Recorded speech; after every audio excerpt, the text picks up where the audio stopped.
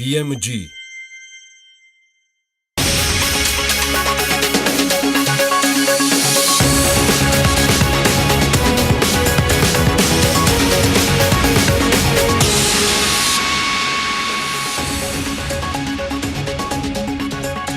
რომელი ბიზნესები შეიძლება გათავისუფლდნენ DGG-ს გადასახადისგან, ახალი პრემიერის და თბილისის მერის ინიციატივების კვალდაკვალ ბიზნესის ხმა ანალიტიკაში.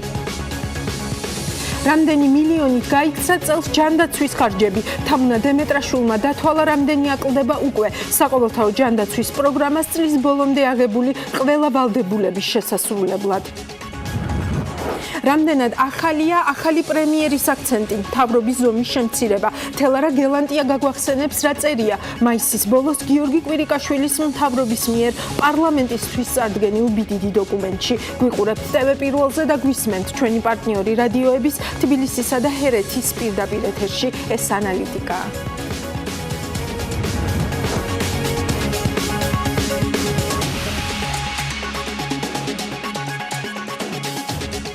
გადაცემის ავტორი ელენე კვანჭილაშვილი ვარ.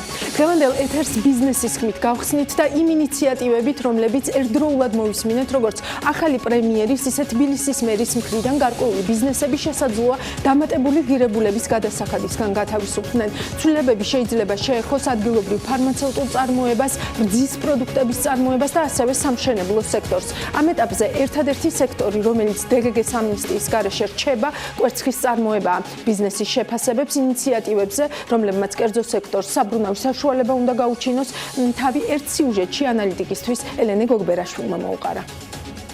შეთავაზება იქნება, რომ გავანთავისუფლოთ წარმოება DGG-ს გადასახადიდან და ამით შევუქმნათ მათ თანაბარი პირობები, რომ გასწიონ კონკურენცია და მოიზიდონ დამატებით ინვესტიციები, შექმნან ახალი სამუშაო ადგილები. მამუკა ბახტაძის მიერ წარმოდგენილი სამთავრობო პროგრამა ადგილობრივი წარმოშობის პროდუქციის წახალისებას გულისხმობს. კერძოდ, ქართული წარმოების ნატურალური რძე და რძის ნაწარმი სრულად გათავისუფლდება დამატებული ღირებულების გადასახადისგან ჩათვლის უფლებით. DGG-ს ჩათვლის უფლებით გათავისუფლდება ასევე ფარმაცევტული საწარმოს წარმოებული პროდუქციის მიწოდებაც. მცირე და საშუალო ბიზნეს ასოციაციის ხელმძღვანელი მამუკა ბახტაძის ინიციატივას მიესალმება. ამბობს, რომ ამით ბიზნესს გაცილებით მეტი საბრუნავი საშუალება გაუჩნდება.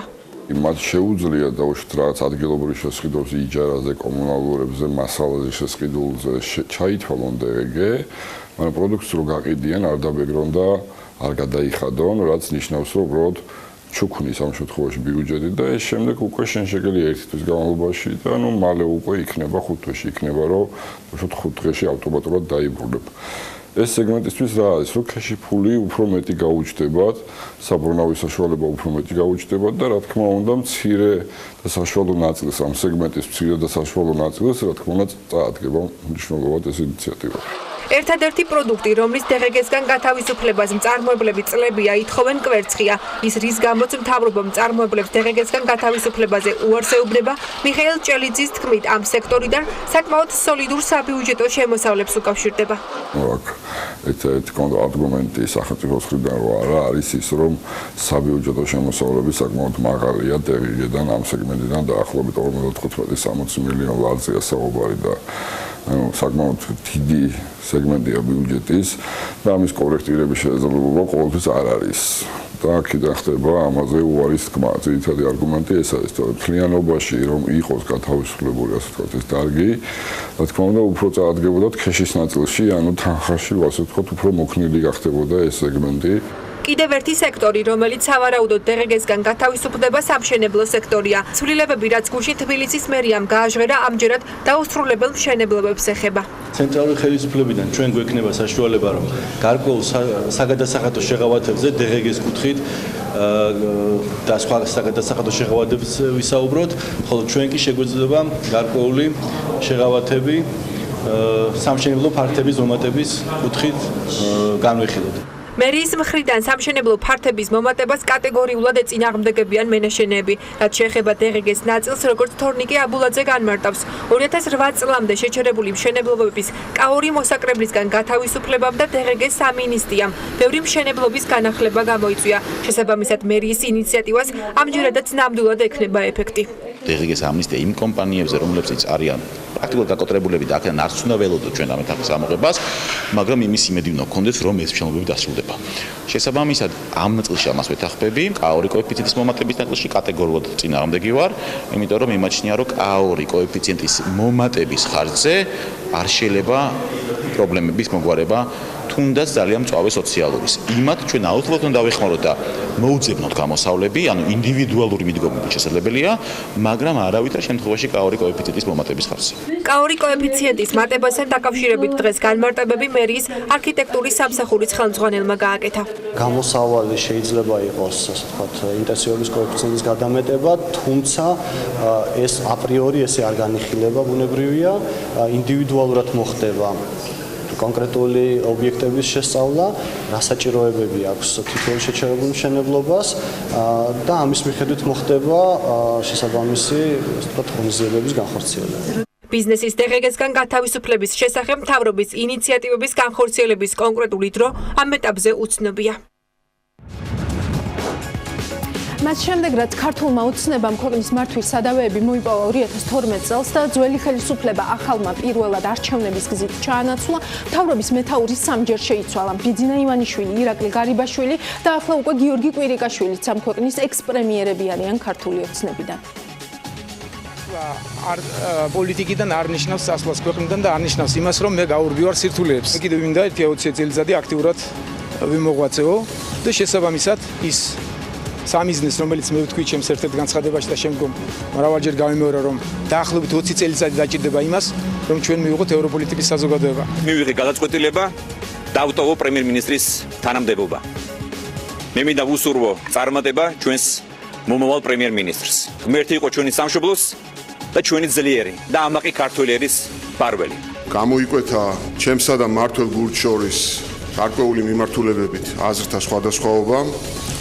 კონკრეტულად საუბარი იყო ჩემი მეთაურობით მთავრობის მიერ გატარებულ ეკონომიკურ პოლიტიკასთან დაკავშირებით. ბოლო თვეების განმავლობაში განსაკუთრებულად იყო რიგი ფუნდამენტური საკითხებისა, რომლებშიც ჰქონდა პარტიის თავმჯდომარესთან განსხვავებული მოსაზრებები და პოზიციები. ღმერთი ფარავდეს საქართველოს, მე მჯერა, რომ ჩვენი ქვეყანა იქნება ერთიანი, გაბრწყინებული, განვითარებული, დემოკრატიული სახელმწიფო. მადლობა. ერთადერთი, ვინც ამ ქვეყნის პრემიერობა თავისი განმარტებით იმიტომ დატოვა, რომ ეკონომიკური პოლიტიკის მიდგომებზე ვერ თანხმდებოდა უმრავლესობასთან და საკუთრივ პარტიის თავმჯდომარესთან, იყო გიორგი კვირიკაშვილი. უმრავლესობის გუნდმა პრემიერობის ახალ კანდიდატს მამუკა ბახტაძეს მხარი ერთსულოვნად დაუჭირა, რაც ლოგიკურად იმას ნიშნავს, რომ მისგან კვირიკაშვილისგან რადიკალურად განსხვავებული პოლიტიკის გატარებას ელოდება. ფაქტია, მამუკა ბახტაძეს 2018-2020 წლების სამთავრობო პროგრამა მანამდე ჰქონდა მზად, სანამ უმრავლესობა მის კანდიდატურას ერთხმად წარგვიგებდა. 52 გვერდიანი დოკუმენტის წარდგენიდან დაახლოებით 3 დღეში დაწერა რთულია სხვაგვარად ახსნა. რაც თავის მხრივ ამყარებს ეჭვებს იმის თაობაზეც, რომ ჭარბვალიანობის თემის ძალიან ეფექტურად ჩახსნა ეროვნული ბანკისგან და სრულად საკუთარ კალაპოტში მოქცევა შემთხვევითი ნაბიჯი არ ყოფილა. ისიც სამართლიანია, რომ როგორც წინაპარასკევს ანალიტიკაში მოვისმინეთ, ფინანსისტები და კერძო სექტორი მომავალი პრემიერისგან ერთხმად მოითხოვს ნაკლებ პოპულიზმს და მეტქმედით ნაბიჯს, რომელიც თავისუფალი ბაზრის პრინციპებს დაეფუძნება. მეორე მხრივ ისევ გიორგი კვირიკაშვილის წასვლის თემას და ყოფილი პრემიერის მიერ გაკეთებულ საკმაოდ ხმამაღალ განცხადებას რომ დაუბრუნდეთ, გამოდის თავისუფალი ბაზარი, კერძო სექტორის როგორც დღის წესრიგის განსაზღვრულის როლი უმრავლესობის ბევრ წევრს გულზე სულაც არ ეხატება. მათ შორის ჩანს დავით სერგეენკოც არის საქართველოს ჯანდაცვისა და სოციალური საკითხების მინისტრი. ჩემი ხედვა მიმართულებით ვერ კონცენტრირდება კონკრეტულად რომელიმე ორი სამინისტროს გაერთიანებაზე, კონცეპტუალურად ეს არის უფრო ეფექტური მთავრობა, არა მცირე მთავრობა თავისი კლასიკური გაგებით, რომელიც არის ლიბერტალიანური, მინიმალისტური, არამედ უფრო ეფექტური. ამას თავისი ლოგიკა აქვს, როგორ ხდება გადაწყვეტილებების მიღება და რამდენად მოკლდება მიღებული გადაწყვეტილებების შესრულების პერიოდი. როგორ აღირიცხება დავით სერგეენკოს მიერ გატარებული არალიბერტარიანული პოლიტიკა რიცხვებში და რამდენად თავსებადია ის მთავრობის მცირე ზომასთან ამცნობს კლასიკური გაგებით, რომ ხარჯები არ უნდა დააწვეს ეკონომიკურ განვითარებას. თამუნა დემეტრაშვილმა დათვალა, რამდენი აკლდება უკვე საყოველთაო ჯანდაცვის პროგრამას წლის ბოლომდე აღებული ყველა ვალდებულების შესასრულებლად. თამუნა, გამარჯობა და გისმენთ. საყოველთაო ჯანდაცვის პროგრამის ბიუჯეტი შესაძლოა წელსაც დეფიციტური აღმოჩნდეს და წლის ბოლოს მთავრობას ისევე როგორც წინა წლებში დამატებითი თანხების მოძიება დასჭირდეს იმისთვის, რომ პროგრამა სრულფასოვნად დააფინანსოს. ყოველ შემთხვევაში ამას მოთხოვს ციფრები ხაზინის ანგარიშიდან. მარტივი არითმეტიკით, რომელიც საშუალო დღიურ ხარჯს ეყრდნობა, დავიანგარიშეთ, რომ წლის ბოლოსთვის დაგეგმილ ბიუჯეტს დაახლოებით 53 მილიონი ლარი დააკლდება. მარტივად აღსაქმელი რომ იყოს, შეგვიძლია გრაფიკულად ნახოთ ეს ყველაფერი. ბოლო მონაცემებით საყოველთაო ჯანდაცვაზე გასულ 171 დღეში უკვე დახარჯულია 348,5 მილიონი ლარი. თუ უკვე გაწეულ ხარჯს დღეების რაოდენობაზე გავყავთ, გამოვა რომ საშუალოდ ჯანდაცვის პროგრამაზე დღეში 2,40,000 ლარი იხარჯება. ასევე გრაფიკის სახით ნახოთ, რა მოხდება წლის ბოლომდე დარჩენილ დროში. თუ კი საშუალო დღიურ ხარჯს წლის ბოლომდე დარჩენილ დღეებზე გადავამრავლებთ და აქამდე უკვე გაწეულ დანახარჯსაც დავუმატებთ, გამოვა რომ წლის განმავლობაში პროგრამის ფარგლებში 747,6 მილიონი უნდა დაიხარჯოს. ეს კი დაგეგმილ პარამეტრს 53,600,000 ლარით აჭარბებს. ეს ის თანხაა, რომლის მოძიებაც მთავრობას წლის ბოლოსთვის მოუწევს. აუცილებლად დავამატებ იმას, რომ ეს არის სავარაუდო მათემატიკური გათხრები, რომელიც რეალობაში შეიძლება გაიზარდოს ან შემცირდეს იმის გათვალისწინებით, როგორი იქნება მოსახლეობის მოთხოვნა სამედიცინო სერვისებზე. თუმცა წინა წლების პრაქტიკის გათვალისწინებით, როგორც წესი, ეს ხარჯი არასდროს შემცირებულა და პირიქით მუდმივად იზრდებოდა. ჯანდაცვის ყოფილი მინისტრი და ფრაქცია ევროპული საქართველოს წევრი ზურაბ ჭიაბირაშვილი მიიჩნევს, რომ საყოველთაო ჯანდაცვის პროგრამას წელსაც ისეთივე ბედიელის, როგორც წინა წლებში და მთავრობას დამატებითი ფულის მოძიება მოუწევს. მისი თქმით, ჯანდაცვის სამინისტრო არ არის ეფექტური ადმინისტრატორი და ადგილი აქვს ფულის უყაირათო ხარჯვას, რაც სიღარიბის მაჩვენებელსაც აისახება. დეპუტატი სამინისტროში არსებული პოლიტიკური ხელმძღვანელობის პირობებში პრობლემის მოგვარებას გამორიცხავს. საყოველთაო ჯანდაცვა არის ის დიდი ხვრელი, რომელიც იწვევს ფულის უყაირათო ხარჯვას.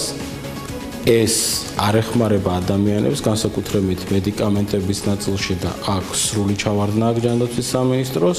და მეორეს მხრივ ასეთი უყაირათო ხარჯვა აზიანებს ქვეყნის ზოგად ფინანსურ მთავრობის ფისკალურ პოლიტიკას.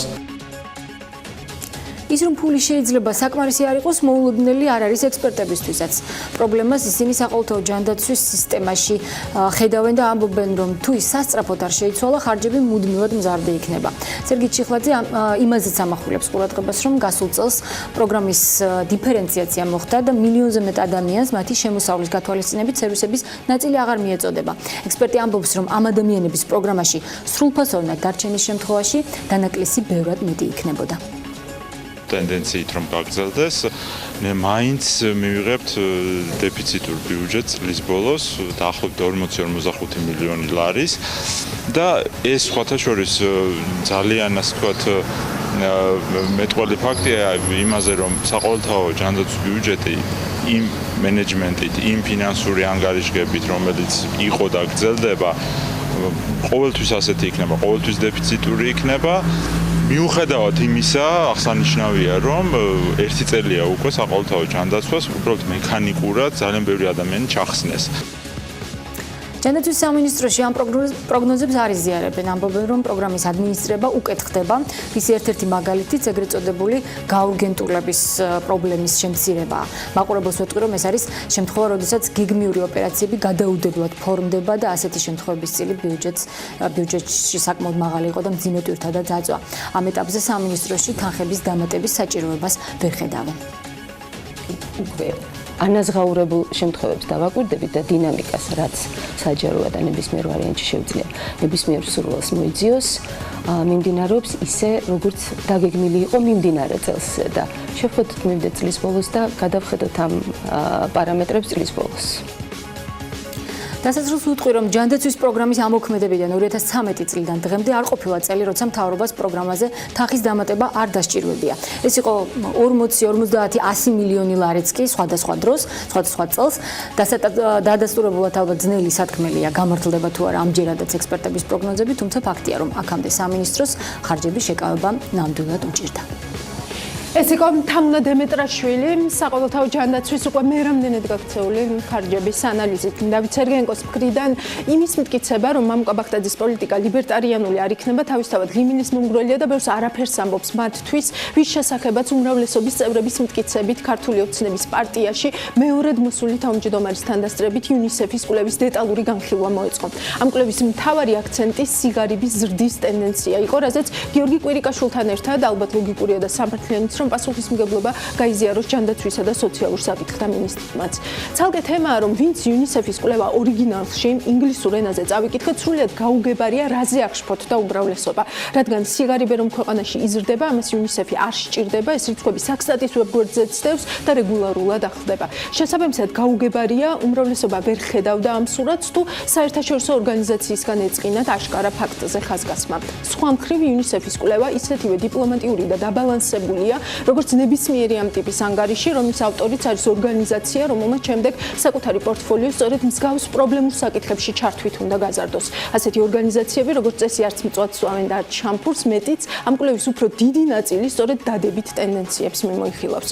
მეორე მხრივ, ინგლისურ და ქართულ ტექსტებს თუ ერთმანეთს შევადარებთ, ვნახავთ, რომ ქართულ თარგმანში აშკარა პრობლემებია. ძალიან რომ არ გადაგღალოთ და თემასაც მნიშვნელოვნად არ გადავუხვიოთ, ჩემი სიტყვების საილუსტრაციოდ ალბათ ერთი მაგალითიც გამოდგება.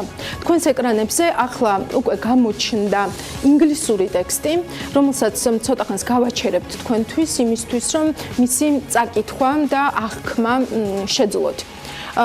ახლა მე თქვენ გაჩვენებთ მის ამ ტექსტის ოფიციალურ თარგმანს, რომელიც ჩემი დიდი ეჭვია, რომ სწორედ ეს ვარიანტი განიხილეს ქართულ ოცნებაში.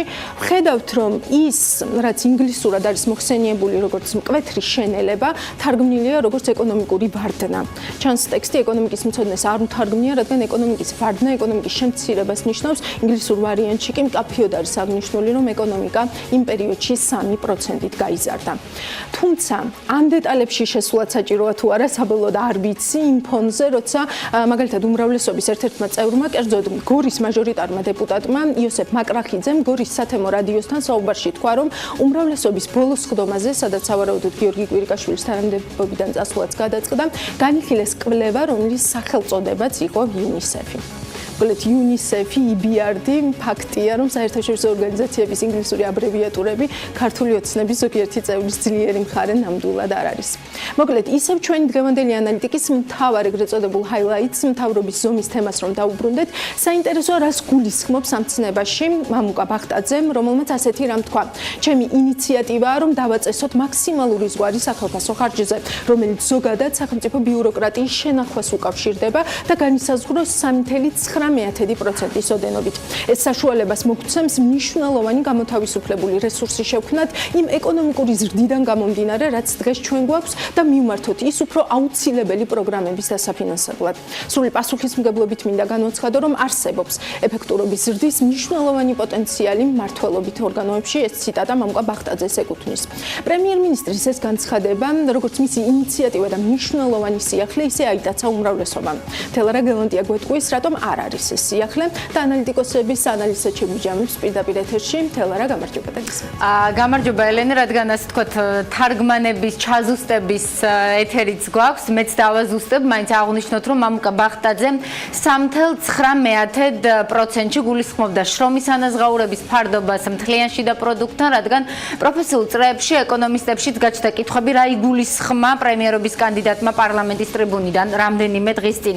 ამის შემდეგ დავინტერესდით რეალურად რამდენი პროცენტია ახლა შრომის ანაზღაურების ფარდობა მთლიან შიდა პროდუქტთან და ასევე რამდენად ასე ვთქვათ დიდი გარღვევაა ჭერა დაიღო 3.9%. ვიდრე ეკონომისტებს შევაფასებინეთ პრემიერის განცხადება და ინიციატივა, რომელიც სავარაუდოდ გადაწყვეტილებად იქცევა, დავინტერესდით, როგორც უკვე ვთქვით, რამდენია ახლა ეს მაჩვენებელი და ვნახეთ, რომ 2015 წელს ეს იყო 5% და შემდეგ პერიოდულად მცირდებოდა. 2017 წელს იყო 4.3% შრომის ანაზღაურების ხარჯის მთლიან შიდა პროდუქტთან ფარდობა. 2018 წლისთვის მოსალოდნელი ამაჩვენებლის შემცირება 4.2%-მდე და ეს ყველაფერი არ არის. რამდენიმე კვირის წინ 31 მაისს მთავრობის მიერ პარლამენტში გადაგზავნილი ძირითადი მაკროეკონომიკური პროგნოზებისა და საქართველოს სამინისტროების ძირითადი მიმართულებების შესახებ ეგრეთ წოდებულ BBB დოკუმენტის მიხედვით, რომელიც ბუნებრივია ექს-პრემიერ კვირიკაშვილთან იყო შეთანხმებული და ლოგიკურად პირველი ვიცე-პრემიერი და ფინანსთა მინისტრი ექს-მინისტრი დიმიტრი ქუმსიშვილიც საქმის კურსში იქნებოდა 2019 წლისთვის პროგნოზირებული ამაჩვენებლის 4%-მდე შემცირება. როგორც მაყურებელი ახლა ეკრანზე ხედავს სკრინს ამ დოკუმენტიდან 2022 წლისთვის შრომის ანაზღაურების ხარჯი მთლიანი შიდა პროდუქტის 3.4% იქნება სავარაუდოდ. არა, მართლა გულწრფელად მაინტერესებს უმრავლესობის პარლამენტარებს თუ აქვთ ეს დოკუმენტი წაკითხული. ჩემი ვარაუდია რომ არა, რადგან ასეთ შემთხვევაში ლოგიკურად გაუჩნდებოდათ რამდენიმე მკითხვა. მაგალითად, თუ კვირიკაშვილი მთავრობას 2022 წლისთვის 3.9%-მდე შემცირება აქვს პროგნოზირებული, რას ნიშნავს ჭერად 3.9%-ის აღება? ან როდის იქნება შრომის ანაზღაურების ხარჯებისთვის, ესე ვთქვათ, ეს ჭერი 3.9%? ლოგიკური კითხვებია, ელენე, მაგრამ მე ეჭვება ასე დეტალურად პარლამენტში კითხულობდნენ ასე დოკუმენტებს რამდენიმე დეპუტატის გარდა. თუმცა სწორედ ეს კითხვები აქვთ ეკონომისტებს. ირაკლი ყიფიანი ახალ პრემიერს რიგ ინიციატივებს უწონებს, მათ შორის შრომის ანაზღაურების ხარჯებში ჭერის დაწესებასაც, მაგრამ 3.9% მისი აზრით არაა გონივრული და რაიმე განსაკუთრებული ჭერი, ამიტომ ყიფიანი ფიქრობს, რომ ბახტაძეს ამით ახალი არაფერი უთქვამს. გავსი ტიპის ჭერის განსაზღვრა, რომელიც ხელისუფლებას დაუწესებს ხარჯვის ლიმიტებს, არის პრინციპულად მნიშვნელოვანი. იმიტომ რომ ყველა ხელისუფლება მიდრეკილია, შემდეგ გახსნან სიპში დაასახონ ადამიანები, ინფორმაციას ვერ გამოითხოვ, ვისა აქვს, რა ხელფასი, ვის რამდენი შემოსავალი აქვს.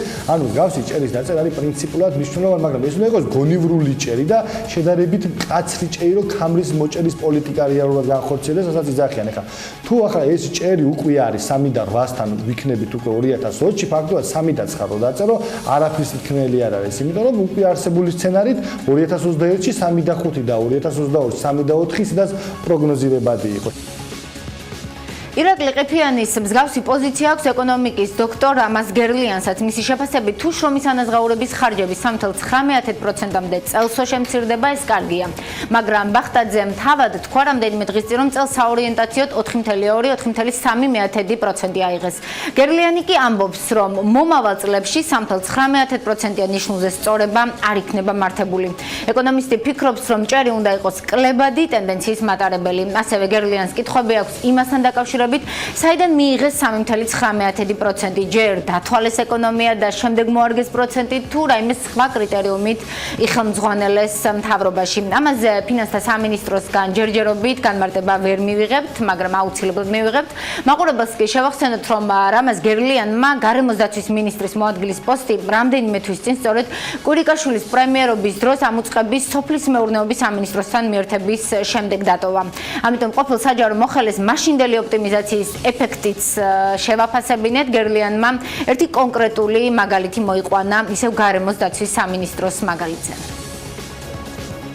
გარემოს სამინისტროში შემავალი ერთ-ერთი ესე ვთქვათ სააგენტო, სადაც პრაქტიკულად მენეჯმენტის ესე ვთქვათ ხარჯი არა უშუალოდ ესე ვთქვათ კონკრეტულ სამინისტროს მიმართულებით, არამედ გაიყო ნაწილი გადავიდა ეკონომიკაში, ერთი სიპი გაიყო, ნაწილი გადავიდა ეკონომიკაში, შესაბამისად გახდა ორი სიპი. ორ სიპს გაუჩნდა ორი ესე ვთქვათ უფროსი და მათ გაუჩნდა თვითონ ესე ვთქვათ ორ-ორი მოადგილე, პირველი და მეორე და შესაბამისად ამან გამოიწვია ამ სეგმენტში ბიუროკრატიის ესე ვთქვათ რასაკვირველია გადიდება.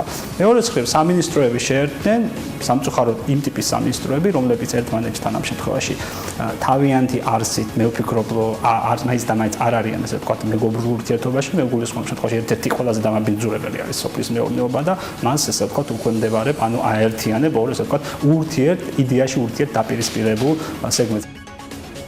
ეკონომისტებს ზოგადად ახალი პრემიერის მიერ პარლამენტის ტრიბუნიდან გაჟღერებული ინიციატივებით შეუფასებინეთ. ირაკლი ყიფიანის აზრით ბახტაძეს აქვს როგორც მემარჯვენე, ისე მემარცხენე პოპულისტური ინიციატივები. ამასთან მისთვის ცოტა გაუგებარია, როგორ შეძლებს მამუკა ბახტაძის მთავრობა სიღარიბიდან ადამიანების ამოყვანას ერთ წელიწადში, რადგან ეს მხოლოდ მათთვის ფულის ჩუქებითაა შესაძლებელი.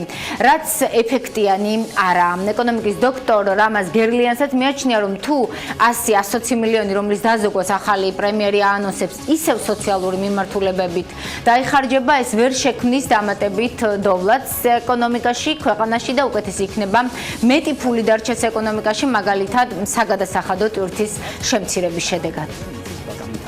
შედეგებში ვიქნებით დამსახურებისა. ამიტომაც ამ მოცემულობით, ამ ბიუჯეტის ესე ვთქვათ სიდიდით, ამ ტემპით, რომლითაც გვეზრდება ასე ვთქვათ ეკონომიკური სიკეთე, რიანი შიდა პროდუქტი, პრაქტიკულად ორივე პოზიციაზე იყო და პოზიციონირებდე შეუძლებელია. მაპატიეთ, მაგრამ მართლა კი უნდა იყოს ხელისუფალი, რომ ამ მოცემულებით ეს ორივე ამოცანა, ასე ვთქვათ, მან შეძლოს. თუმცა ამ შემთხვევაში სოციალური მართულებით ესე ვთქვათ, ინკლუზიურად სიკეთეები გადაანაწილოს მოქალაქეებზე, რიგით მოქალაქემდე დავიდეს და ამავდროულად მეორეს მხრივ უფრო მეტი თავისუფლება მისცეს ესე ვთქვათ ბიზნეს სექტორს და ამ მოცემულობით ეს არის ესე ვთქვათ ძალიან ძნელი. თუმცა ეს იმას არ ნიშნავს, რომ შესაძლებლობები არ არსებობს. რეალურად ბახტაძეს შეიძლება ჰქონდეს სრული ნება, განახორციელოს ეკონომიკისთვის ძალიან მნიშვნელოვანი რეფორმები, მაგრამ ჩვენ შევდივართ საარჩევნო წლებში, როდესაც მოდის საპრეზიდენტო და შემდეგ საპარლამენტო არჩევნები, რაც ნიშნავს ერთგვარად იმას, რომ ხელისუფლება ამ წლების განმავლობაში უფრო მიდრეკილია სოციალისტური და სოციალისტური პროექტებისკენ, ვიდრე რეალური ეკონომიკური რეფორმებისკენ. შესაბამისად, მე არ მაქვს მოლოდინი, რომ ნამდვილად ეკონომიკური რეფორმები განხორციელდება შემდეგი 2 წლის განმავლობაში, იმიტომ ეს პირდაპირ იმოქმედებს ელექტორატის, ასე ვთქვათ, დაკარგვაზე. ნახოთ როგორ და რისკენ მიდრეკილებებს გამოავლეს ახალი პრემიერი თავის ახალ თუ განახლებულ გუნდთან ერთად. როგორც დავინახეთ, შრომის ანაზღაურების ხარჯების ჭერა 3.9%-ის დაწესება მშპ-სთან მიმართებაში დიდი გარღვევა არაა, რადგან კვირიკაშვილის მთავრობის მიერ პარლამენტში გადაგზავნილ ბიდიდი დოკუმენტში ამ ხარჯების 3.4%-მდე შემცირება იყო პროგნოზირებული 2022-ისთვის. თუ ამას დავუმატებთ იმას, რომ როგორც უმრავლესობის დეპუტატები აცხადებენ ბოლო 2 დღის განმავლობაში, რომ სამინისტროების შემცირება, საკადრო შემცირებას არ გამოიწვევს ბიუროკრატიის ნაწილში, მაშინ გაუგებარია, რა გახდის მთავრობას უფრო მოქნილს და ეფექტურს. უმრავლესობის ლოგიკას თუ გავყვებით, მთავრობის მოუქნელობის მიზეზი მხოლოდ შენობები და საჯარო მოხელეების გადაადგილების დრო გამოდის, ასე ვთქვათ, ელენე. თელარა, შენ ხაზს თუ გავაგრძელებთ, ეგრეთ წოდებული სამთავრობო ქალაქის მშენებლობა სასწრაფოდ უნდა დავიწყოთ, რომ ყველა სამინისტრომ ერთად მოიყაროს თავი.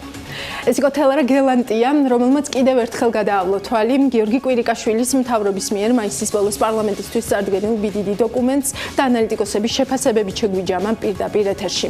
მამუკა ბახტაძის სამთავრობო პროგრამაში ხაზი აქვს გასმული რეგულირების წინასწარი შეფასების, ეგრეთ წოდებული რიას საჭიროებას. მეორე მხრივ გავიგეთ, რომ ანტიდემპინგური კანონი ისევ მიბრუნდა პარლამენტში და დარგობრივი ეკონომიკის კომიტეტში მზად არის განსახილველად. თუმცა ამ კანონ პროექტის რიაც არავის გვინახავს.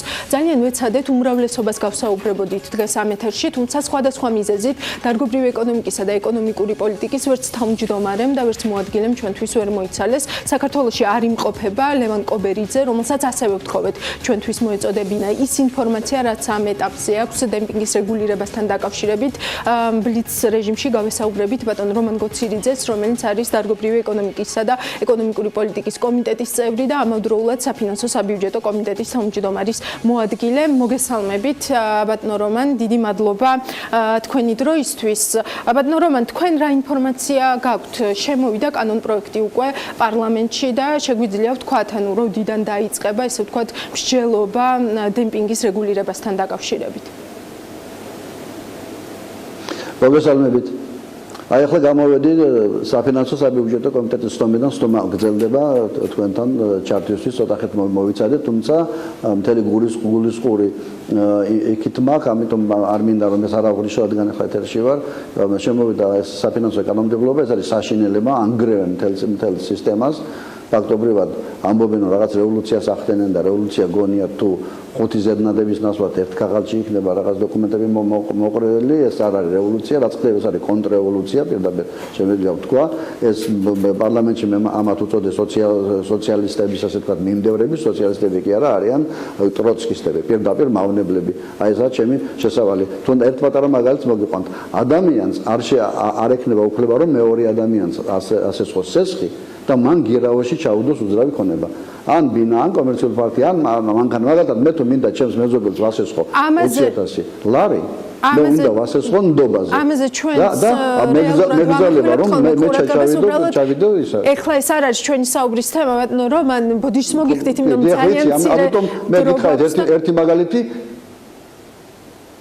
ესეც მსგავსი რეგულირების თემა, ესენი ფაქტობრივად მიდიან უკიდურესი რეგულირების მიმართულებით არის აბსოლუტურად უცოდინარი ხალხი და ყველა მავნე იდეები, რომელიც კი სადმე არის ჩაყრილი იმაში, რა ქვია, იატაკქვეშ, რეალურად ყველაფერი ამოქეკეს. ეს საკითხი თქვენთან მე პირადად ერთი 5 ჯერმა განხილულ, როცა მაესტროში მუშაობდით. მაშინ მით უმეტეს უნდა ითხოვდეთ ბატონო რომან ძალიან აქტიურად რიას და იმას რომ რია ჩატარდეს ხოლმე და რეალურად შევხედოთ რა შეიძლება იყოს ეფექტები კონკრეტული კანონმდებლობის და კონკრეტული რეგულირების და გაცილებით უფრო საგნობრივი და ხარისხიანი იქნება ხოლმე ის დისკუსიაც და ის დებატიც რაშიც უმრავლესობა და უმცირესობა ერთვება ხოლმე. სხვათა შორის ორივე მხარეს ძალიან დიდ მადლობას ვუხდი, იმიტომ რომ ხშირად არიან ჩვენთან. ვინ უნდა გააკეთოს ამ მთავრობამ?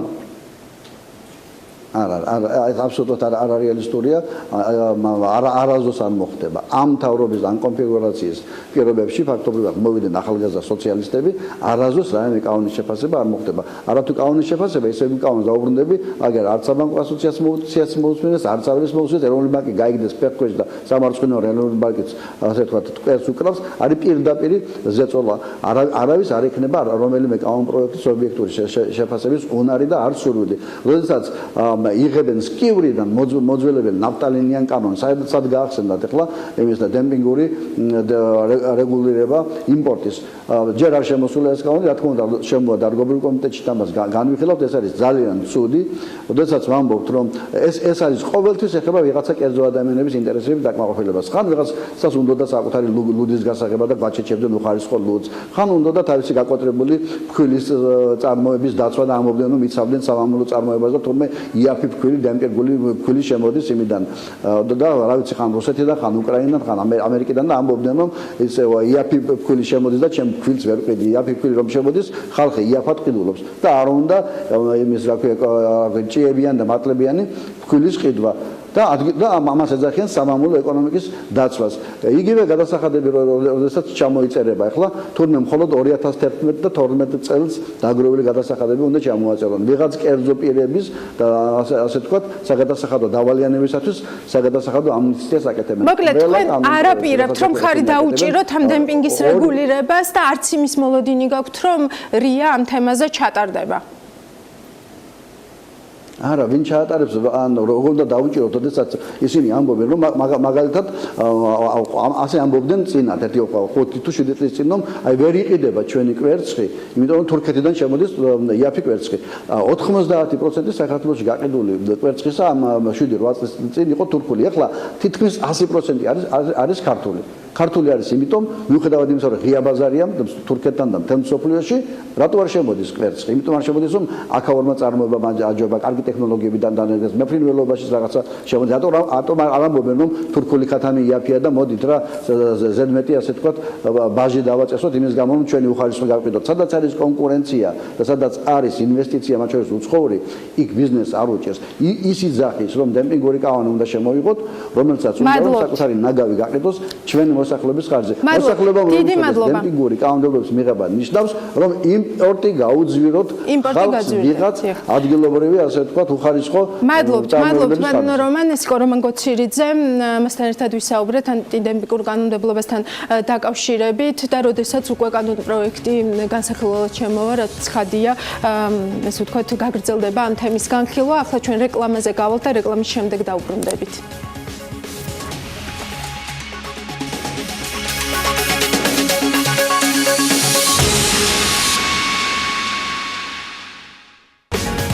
უყურებთ ანალიტიკას, მე ელენე კვანჭილაშვილი ვარ. მამუკა ბახტაძის პროგრამის კიდევ ერთი აქცენტი ქვეყანაში მაღალტექნოლოგიური გრძელვადიანი ინიციატივების მოზიდვაც არის ეს იმ ფონზე, როდესაც აქცენტის ბოლო მონაცემებით ქვეყანაში პირდაპირ უცხოური ინვესტიციები მნიშვნელოვნად თითქმის 33%-ით შემცირდა. პრემიერის პროგრამაში მოხდა ანაკლიის სპორტიც, რომელიც პროგრამის მიხედვით არამხოლოდ მნიშვნელოვან გავლენას მოახდენს საქართველოს სატრანზიტო პოტენციალის ამაღლებაზე, არამედ გაზრდის საქართველოს როლს რეგიონში და აქცევს მას ლოგისტიკურ ჰაბად. ბიზნეს მედია ლანჩი რამადან თბილისში ბევრად ადრე ჩავწერეთ, ვიდრე სამთავრობო ცვლილებები მოხდებოდა, თუმცა ისე გამოვიდა, რომ ყველა ამ თემას ვეხმიანებით, შემოგვიერთდით და თავად დარწმუნდით ამაში, ჩვენ კი ერთმანეთს უკვე საღამოს შევხვდებით.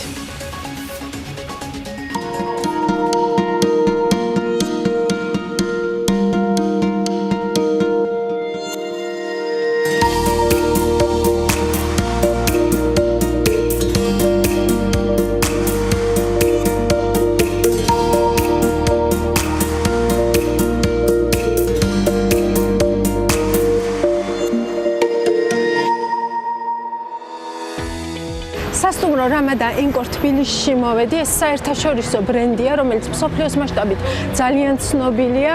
ამ ბაზარზე კი უკვე ერთი თვე რაც არსებობს და როგორც ვიცი, ძალიან დიდი პოპულარობითაც სარგებლობს. უკვე მე ამ კარებში პირველად შევალ, ბიზნეს ლანჩს მასპინძლობს რამადან ანკორ თბილისი. ვისაუბრებთ ეკონომიკაზე, გრძელვადიანი ინვესტიციების მნიშვნელობაზე, სტუმრებთან ერთად დროა გავიცნოთ ლიდერები. თამარ ახალაძე, Ocean Capital-ის გენერალური დირექტორი. აქვს კერძო სექტორში მუშაობის უმცირე 15 წლიანი გამოცდილება, ძირითადად უძრავი ქონების და სოფლის მეურნეობის მიმართულებებით. დღეს ის და მისი კომპანია, რომელიც 60 წლიანი გამოცდილების მქონე ჯგუფის წევრია, საქართველოში ახორციელებს უმაღლესი ხარისხის, თანამედროვე დიზაინის მქონე ენერგოეფექტურ და უსაფრთხო პროექტებს. უკვე განხორციელებული მნიშვნელოვანი ინვესტიციების გარდა, Ocean Capital გეგმავს გაზარდოს ინვესტირება საქართველოში გრძელვადიანი პერსპექტივით, როგორც უძრავი ქონების, ისე ენერგეტიკის, ტრანსპორტის და სხვა სექტორებში. კეთი ბოჭორიშვილი, ანაკლია სიტის აღმასრულებელი დირექტორი. აქვს მართვის უმცირე 17 წლიანი გამოცდილება.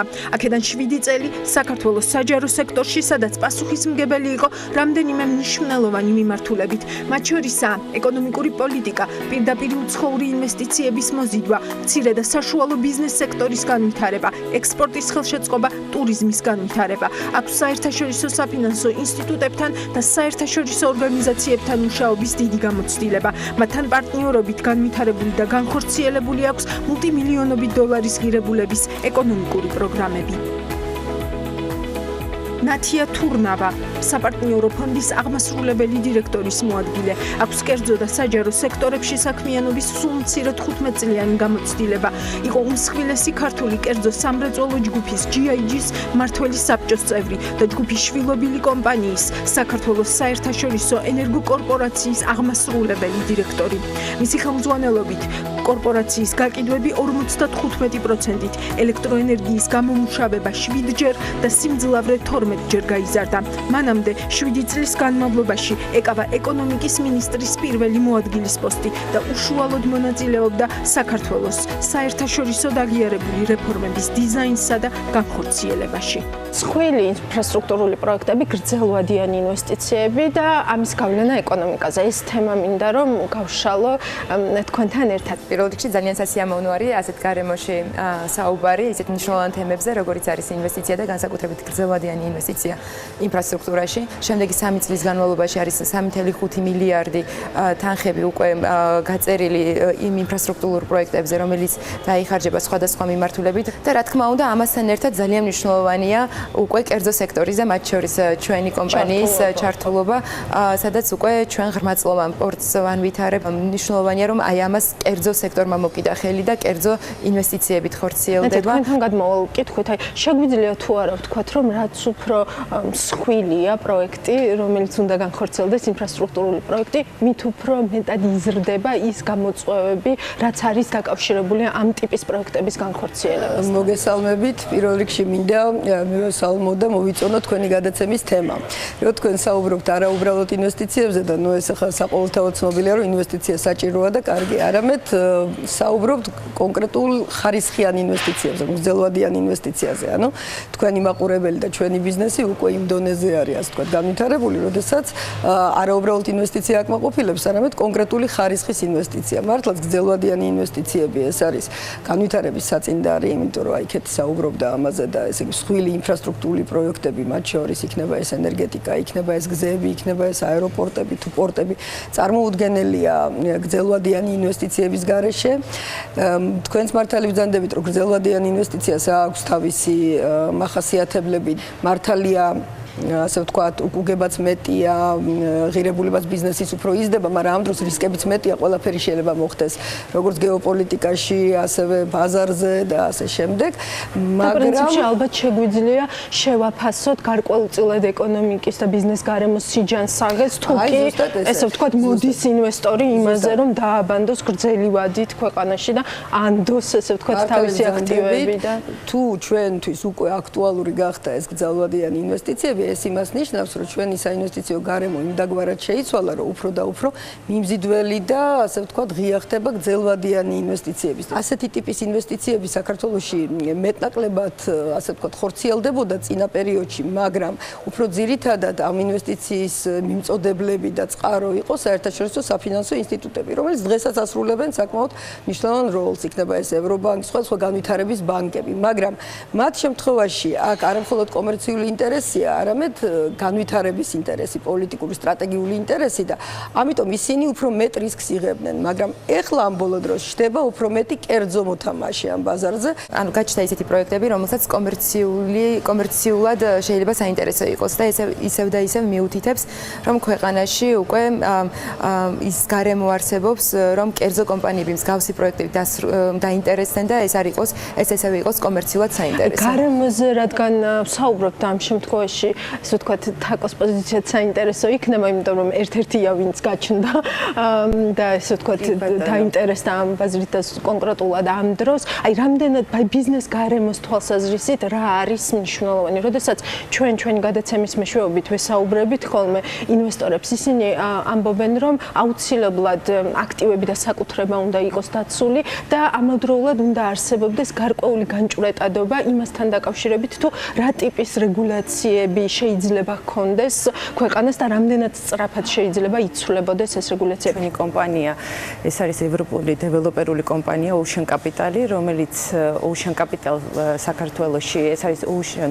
Capital Holding-ის ნაწილი, რომელიც აერთიანებს ნიდერლანდებიდან ინვესტორებს ნიდერლანდებიდან, გერმანიიდან, დიდი ბრიტანეთიდან და შუა აღმოსავლეთიდან. და თქვენს გრძელვადიანი ინტერესი გაქვთ ზუსტად აი ამ კუთხით მინდა ვთქვა, რომ ისინი შემოვიდნენ უფრო უძრავი ქონების მიმართულებით, მაგრამ მათ აქვთ გამოცდილება, უკვე საკმაოდ დიდი გამოცდილება ამ მიმართულებით, მაგრამ ასევე არიან გარდამშენებლობისა და სამშენებლო მასალების წარმოებისა, ენერგეტიკაში, ჯანდაცვაში, ტრანსპორტში და გაჩნდა, იმიტომ რომ ჩვენ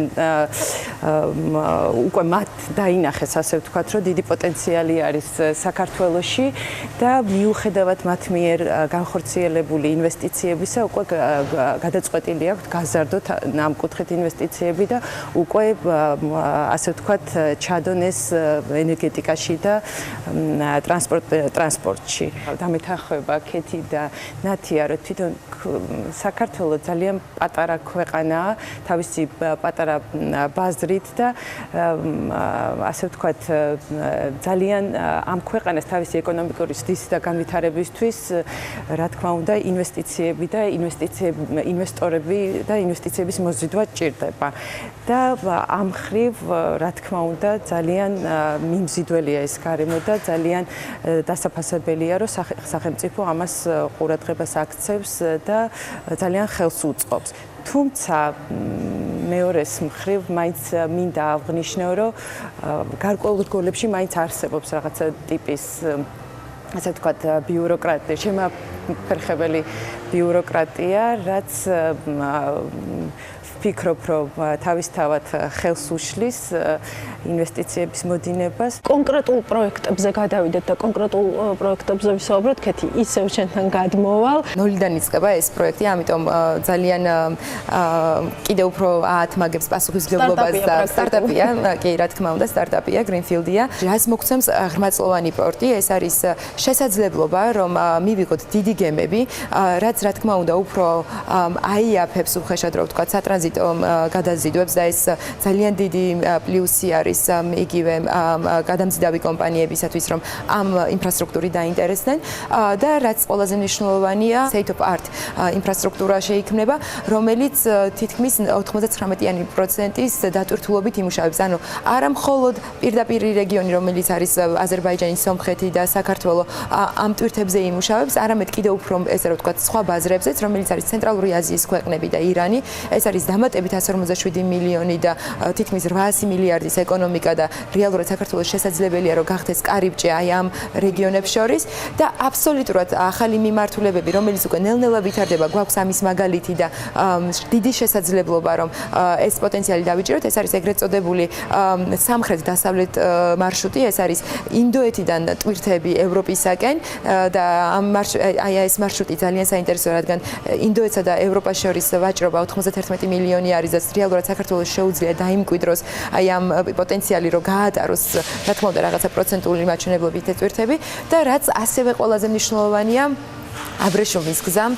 იცით რომ აბრეშუმის გზის მიმართულებით ძალიან აქტუალურია დღეს ამაზე საუბარი, ძალიან სხვადასხვა მიმართულებები ვითარდება, მათ შორის საქართველოს უჭირავს ეს ესე ვთქვათ შუა მიმართულების როლი და ძალიან მნიშვნელოვანია რომ ჩვენი მეზობელი ქვეყნებიც ასევე ძალიან სტრატეგიულად ავითარებენ ინფრასტრუქტურას ამ მიმართულებით. მე მინდა გამოვყო ყაზახეთი, რომელმაც შექმნა ყაზახეთსა და ჩინეთს შორის მშრალი პორტი და დიდი ეკონომიკური ზონა, რომელშიც ინვესტორი თავად ჩინური კომპანიები არის, მათ შორის ერთ-ერთი ყველაზე დიდი საზღვაო ხაზი კოსკო, ასევე ანვითარებენ პორტს კასპიის ერთ მხარეს, ყაზახეთის მხარესაც და უკვე აზერბაიჯანის მხარესაც ვითარდება და მოდერნიზაციას უკეთებენ რკინიგზას და რეალურად ყველაზე დამაბრკოლებელი იყო საქართველო, რადგან არ იყო საქართველოში იყო ეგრეთ წოდებული ბოთლნეკი. აქედან უკვე უჭირდა ტვირთებს გასვლა, რა თქმა უნდა, უმაღლესი ხარისხის სერვისი უმნიშვნელოვანესია, რადგან მათ განიხილონ საქართველო როგორც ჰაბი და გადმოიტანონ ესე რომ ვთქვათ თავიანთი ბიზნეს აქტივობები ჩვენს ქვეყანაში. რომ აღარაფერი ვთქვათ იმ ირიბ ბენეფიტებზე, რომელსაც ასევე მიიღებს ქვეყანა, იმიტომ რომ ამ პორტის გარშემო კიდევ სხვა ტიპის ეკონომიკური აქტივობა ძალიან მაღალი იქნება გადადინების ეფექტები, აი აბსოლუტურად გეთანხმებით. იცით რომ ამ სახელმწიფო ასევე აკეთებს ბმულს რკინიგზის და გზის, რომელიც ამ ღრმაწლოვან პორტს დააკავშირებს ჩვენს ეროვნულ ინფრასტრუქტურას, ესე რომ ვთქვათ, დანარჩენი და რეგიონალურ ინფრასტრუქტურას. შესაბამისად, უკვე იქ მიმდებარე ტერიტორიასაც უჩნდება ძალიან მაღალი ღირებულება, რადგან ჩვენი მიზანია ასევე რომ პორტი რა თქმა უნდა თავის საშუალება და ძალიან დიდი არის, მაგრამ კიდევ უფრო დიდი სარგებლის მიღება შეიძლება უკვე ეკონომიკურ ზონაში. წარმოებები დავაინტერესოთ, იცით და აქ უკვე ბევრს არ ვისაუბრებ, საქართველოს რამდენად კარგი ვაჭრობის ხელშეკრულებები აქვს, ევროპასთან, ჩინეთთან თავისუფალი ვაჭრობის ხელშეკრულებები აქვს. აი ამ პოტენციალის გამოყენება ჯერ ძალიან მინიმალურ დონეზე ხდება, მაგრამ ვფიქრობ უკვე რომ როდესაც იქნება საერთაშორისო დონის ინფრასტრუქტურა და საერთაშორისო დონის ინდუსტრიული ზონა, უკვე ჩვენ რეალურად შეგვიძლია ვიცი რომ დაუსრულებლად შეგიძლია ამ თემებზე დაუსრულებლად შეგვიძლია რა თქმა უნდა გეგმებზე და ასე შემდეგ იმედი მაქვს რომ ესე ვთქვათ ნამდვილად მივიღებთ და სრულად ავითვისებთ იმ პოტენციალს რა პოტენციალიც გვაქვს ნათია თქვენთან გადმოვალ ახლა კითხვით თქვენ ბევრ ესეთ გრძელვადიან ინვესტიციას ესე ვთქვათ აერთიანებთ რომელ პროექტებზე აკეთებთ დღეს სწორად არ არის იმდენად დიდი პრობლემა სესხის მოზიდვა მათ შორის საერთაშორისო საფინანსო ინსტიტუტებიდან საკმაოდ ესეთი მიმზიდველი პირობებით და გრძელვადიანი სესხების მოზიდვა პროექტებისთვის, მაგრამ ჯერ კიდევ კვლავ პრობლემა რჩება კაპიტალის მოზიდვა, გრძელვადიანი ინვესტიციის კაპიტალში. აქედან გამომდინარე ჩვენი ფონდი, საპარტნიორო ფონდი სწორედ ამ როლს ასრულებს და აი ამ ასე ვთქვათ დანაკლის რაღაცნაირად ფარავს ამ ეტაპზე. ხოლო შემდეგ რაღაცა პერიოდის შემდეგ ჩვენ ამ პროექტებიდან გამოვდივართ. აქედან გამომდინარე ჩვენც რაღაც განვითარების ინსტიტუტის როლს ვასრულებთ ამ გრძელვადიანი საინვესტიციო პროექტებში მონაწილეობის თვალსაზრისით. ბევრი პროექტი გვაქვს, მართლაც ვძანებთ, ცნობილია ჩვენი ენერგეტიკული პროექტები პირველ რიგში, იქნება ეს ნენსკრას ჰიდროელექტროსადგური თუ გარდაბნის თბოსადგური, თბოელექტროსადგური, რომელიც მართლაც კარგი მაგალითია ინფრასტრუქტურული გრძელვადიანი პროექტების, მაგრამ მე დღეს არ მინდა ამ პროექტებზე საუბარი, იმიტომ რომ საკმაოდ დიდი დრო არის, ასე ვთქვათ, თქვენი ეთერის დათმობილი ამ პროექტებისათვის. მე მინდა გამოვყო კიდევ ერთი ძალიან საინტერესო პროექტი, რომელშიც ჩართულია საპარტნიორო ფონდი. ეს არის სამოქალაქო ავიაციისთვის და ავიახომალდებისთვის დამზადება. ძალიან მიყვარს ეს პროექტი, მე პირადად. ძალიან დიდი დრო და ენერგია დაუთმეთ ჩვენ მის განვითარებას. ჯერ კიდე 2013 წლიდან იყო, ასე ვთქვათ, ამ პროექტზე გამართული მუშაობა, რაც ადასტურებს იმას, არა იმას დაუშვათ, რომ ჩვენ ბიუროკრატიულები ვართ, თუმცა ნუ არც უმაგისობა გვჭირს, რა თქმა უნდა, მაგრამ იმას, რომ არც ისე მარტივია დღევანდელ საქართველოში შენ შეკრა აი ესეთი ტიპის რთული მრავალკომპონენტიანი ინფრასტრუქტურული პროექტი. საბოლოო ჯამში ჩვენ და ჩვენი პარტნიორები, ეს არის ისრაელის ცნობილი კომპანია, ცნობილი ბრენდი Elbit Systems, რომელიც 1967 წლიდან არის ბაზარზე, არის NASDAQ-ზე კოტირებული, ასე ვთქვათ, აქვს 3 მილიარდზე მეტი ბრუნვა და ტრადიციულად აწვდის სხვადასხვა ქვეყნის მთავრობებს თუ კერძო მყიდველებს სწორედ აი საავიაციო ხომალდებისთვის, როგორც სამხედრო, ასევე სამოქალაქო ნაწილებს, აი ჩვენთან ერთად ახორციელებს ამ პროექტს. საერთაშორისო ნატია ბოდიში რო გაწყვეტნებ, მაგრამ ესეც შეიძლება ალბათ ჩავთვალოთ გადადინების ეფექტად, როდესაც ესეთი მსხვილი ტიპის ინვესტორი შემოდის, სავარაუდოდ ის ზრდის ნდობას, რომ მოიზიდოს უკვე სხვა ტიპის ასევე მსხვილი ინვესტორები. ჩვენ სხვაშორის ასეც მიუდექით ამ პროექტს, იმიტომ რომ რა თქმა უნდა ამ პროექტში არის რისკები, იმიტომ რომ ჩვენ სხვა თუ არაფერი არავის ცოდნა არ აქვს ამ დარგის. ეს არის სრულად ახალი სიტყვა, ეს არის კომპოზიტური ნაწილები და კომპოზიტი ახლა თქვენ რო წარმოიდგინოთ თქვენი თავით თვითრინავში არის ყველაფერი ის, რაც არ არის ლითონისგან იქ და ეს არის ასე ვთქვათ მართლაც მაღალ ტექნოლოგიური ნანოტექნოლოგიებზე დაყრდნობილი ასე მასალა.